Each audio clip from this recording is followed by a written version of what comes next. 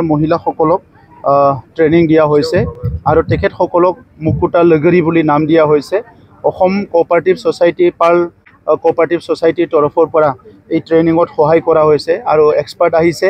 আৰু প্ৰথম এটা পদক্ষেপ আমাৰ BTR কোঅপাৰেটিভ ছ'চাইটিয়ে এটা ছ'চাইটিক এইটো দায়িত্ব দিয়া হৈছে, য'ত তেখেতসকলৰ 20 জন সদস্য আছে আৰু সকলো ট্ৰেইনিং তেখেতসকলে লৈছে আৰু সেই খেতিটো তেখেতসকলে আৰম্ভ কৰিব।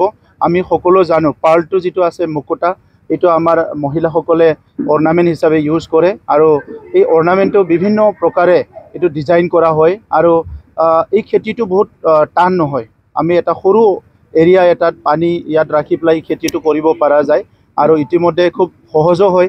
সেইকাৰণে যিহেতু অৰ্নামেণ্টটো গহনাটো আমাৰ মহিলাসকলৰ আজিৰ কথা নহয়, এনচিয়েণ্ট টাইমৰ পৰা ব্যৱহাৰ হৈছে, অনাগত দিনতো ব্যৱহাৰ হ'ব।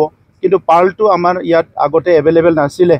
আমিতো জানো আগৰ সময়বিলাকত কিবা গছৰ গুটি বা বিভিন্ন বনাই পেলাই এইটো কৰা হৈছিলে, কিন্তু এতিয়া যিটো পাৰ্ল খেতিটো কৰিব পৰা হ'ল আৰু সেইটো সহজ কৰি তুলিলে, এইটো খুব ভাল হৈছে। আৰু আমাৰ অঞ্চলৰ অৰ্থনৈতিক জাগৰণৰ কাৰণে আমাৰ মহিলাসকলৰ বিশেষকৈ cooperative society, self help group বিভিন্ন এই খেতিটো কৰিব পাৰিব আৰু BTR চৰকাৰে অহা ফাইনেন্সিয়েল ইয়াৰত আমি ডাঙৰকৈ সহায় কৰিম। যিসকলে খেতি কৰিব বিচাৰে সেইসকলক পাৰ্ল খেতিৰ কাৰণে আমি স্পেচিয়েল পেকেজ তেখেতসকলক আমি দিম।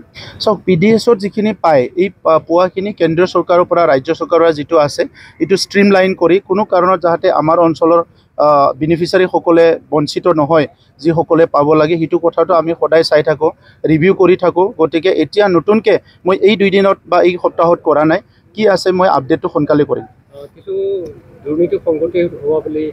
এইটো আগতে আছিলে, আগতে তেনেকুৱা দুৰ্নীতি, ক'ৰবাত চাউল কাটি ৰখা, আটাটো বিক্ৰী কৰি দিয়া, তেনেকুৱা বহুত কাহানী আছিলে। কিন্তু এতিয়া এনেকুৱা আৰু নাই। এইটো প্ৰায় যোৱা 2 বছৰমানত 3 বছৰমানত আমি বাৰম্বাৰ ইয়াৰ ৰিভিউ কৰি ছিষ্টেমটো ঠিক কৰি এইটো অৰ্গেনাইজ কৰি চব ঠিক লাইনত অনা হৈছে।